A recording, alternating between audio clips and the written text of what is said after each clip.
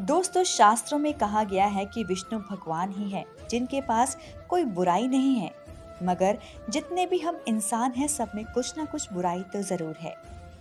जिस प्रकार एक मक्खी सिर्फ गंदगी या किसी घाव पर ही बैठती है, ठीक उसी प्रकार बुरे लोग किसी भी मनुष्य की सभी अच्छाइयाँ छोड़कर सिर्फ उसकी बुरी चीजों को ही याद रखता है और उसे ही देखता है।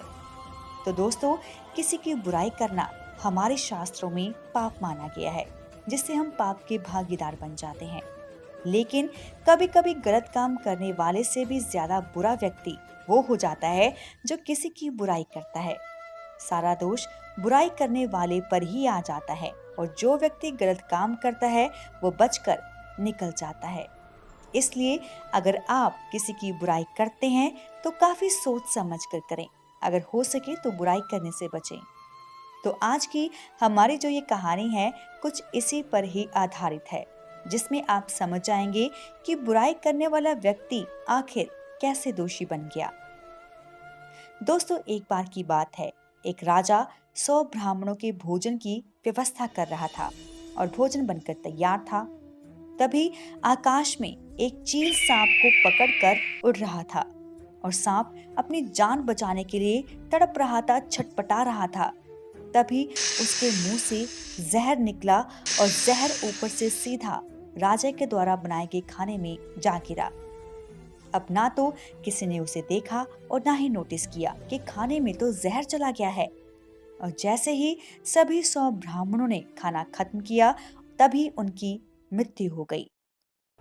अब यमराज के दरबार में चित्रगुप्त जब हिसाब किताब लगा रहे थे तो बार बार सोच रहे थे कि मृत्यु का ब्लेम किसके ऊपर डाला जाए।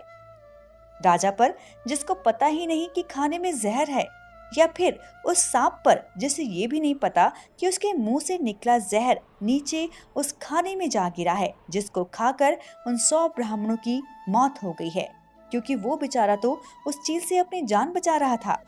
अब बचा चील, उसे भी ब्लेम नहीं कर सकते क्योंकि वो भी तो अपना भोजन लेकर जा रहा था, तो उसे कैसे दोष दिया जा सकता है। अब चित्रगुप्त काफी कंफ्यूज हो गए, परेशान हो गए कि आखिर ब्राह्मणों की हत्या का दोष किसके ऊपर डाला जाए। 2 दिन बाद राजा अपने राज्य का भ्रमण करने के लिए निकले। तभी एक महिला ने चिल्लाकर कहा कि देखो तो इस निर्दयी राजा को, जिसने 100 ब्राह्मणों की हत्या कर दी है। जब ये बात चित्रगुप्त के पास पहुंची तो उन्होंने सीधा उस महिला के ऊपर 100 ब्राह्मणों की हत्या का पाप डाल दिया। जिसने उस निर्दोष राजा की बुराई की थी, उसको हत्यारा कहा था। अब यहाँ सवाल ये पैदा होता है कि आपकी बुराई करता कौन है। आपकी बुराई 3 प्रकार के लोग करते हैं। पहले वो लोग जिनसे आपकी सफलता देखी नहीं जा रही।